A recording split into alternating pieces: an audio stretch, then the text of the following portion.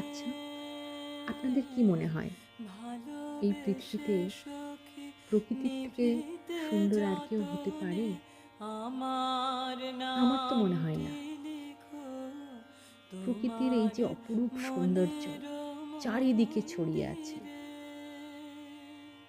দু চোখ ভরে শুধু আমার দেখতে ইচ্ছে করে আর লতার উপভোগ করতে।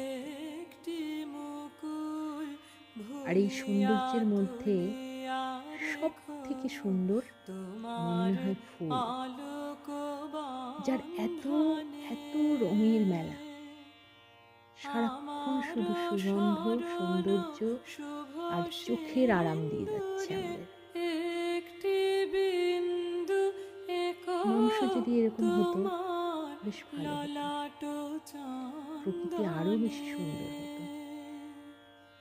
আমার আমরা দিন দিন মনের সবাই কেমন আর্টিফিশিয়াল হয়ে মোহের যাচ্ছি, মাধুরী অথচ মাখিয়া একবারও রাখিয়া ভাবি না দিও সৌন্দর্য তোমার শুধুমাত্র প্রকৃতিতেই অঙ্গ লুকিয়ে থাকে। সৌরভে।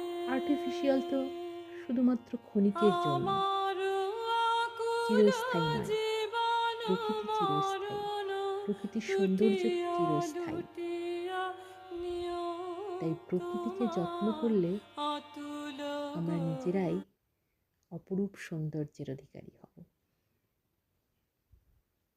কত কাগজের ফুল দিয়ে কত কিছু সাজানো হয়, অথচ ওই কাগজের ফুলের পাশে যদি প্রকৃতির সৌন্দর্যকে ছড়িয়ে দেওয়া যায়, তাহলে দেখবেন এক নিমেষের মধ্যে গোটা ডেকোরেশনটাই চেঞ্জ হয়ে যায়।